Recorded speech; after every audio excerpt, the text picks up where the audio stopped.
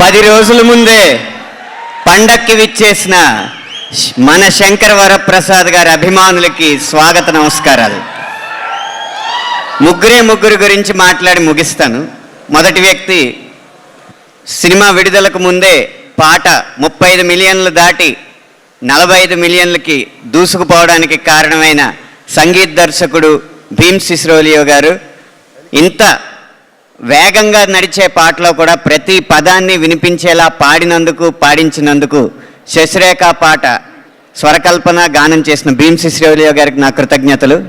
ఇక రెండో వ్యక్తి, మనం చాలామందిని గమనిస్తూ ఉంటాం, ఇంట్లో వాళ్ళు ఎవరో కష్టపడకూడదని యజమాని కష్టపడుతూ ఉంటాడు, కంపెనీ యజమాని కష్టపడకూడదని ఉద్యోగులు కష్టపడుతూ ఉంటారు.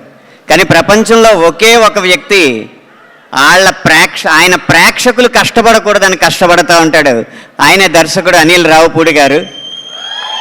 ప్రతి పదాన్ని ఇది మా ప్రేక్షకులు అర్థం చేసుకోలేరు, ఇంకొంచెం సులువుగా రాయండి, ఇది మా ప్రేక్షకులకి నచ్చదు, ఇంకొంచెం మంచి పదం రాయండి అని చెప్పి ప్రేక్షకుల కోసమే పనిచేస్తున్న దర్శకుడు అనిల్ రావుపూడి గారికి కృతజ్ఞతలు. ఇక మూడో వ్యక్తి, ఈ పండక్కి తోడల్లుడు వెంకీ గారితో పాటు వస్తున్న పెద్దల్లుడు మన శంకర్ వరప్రసాద్ గారైన మెగాస్టార్ చిరంజీవి గారు. మీకు ఒక చిన్న వ్యక్తిగతమైన విషయం మీతో పంచుకోవాలి. ఈ పాటలో జరిగిన విషయం, చిరంజీవి గారు ఇంట్లో శశిరేఖ గారిని అనేక సందర్భాల్లో అనేక విధాలుగా పిలుస్తుంటారు. ఒక సందర్భంలో మనతో పంచుకున్నారు.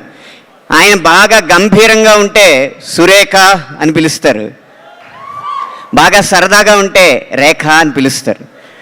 99% సరదాగానే ఉంటారు. కాబట్టి ఈ పాటలో ఆ రేఖ అన్న పదం ఎలా పెట్టాలని ఆలోచించి ఒక చోట అది దొరికినప్పుడు యురేఖ అని నాకు నేనే సంతోషపడి, యురేఖ నువ్వు కేక భలే బాగుంది రేఖ అని పెట్టి ఈ సినిమా విడుదల సందర్భంలోనే కాదు, విజయవంతమైన సందర్భంలోనే కాదు, కలకాలం ఈ పాట వాళ్ళ ఇంట్లో పాడుకోవాలని చెప్పి ఈ పాట రాయడం జరిగింది.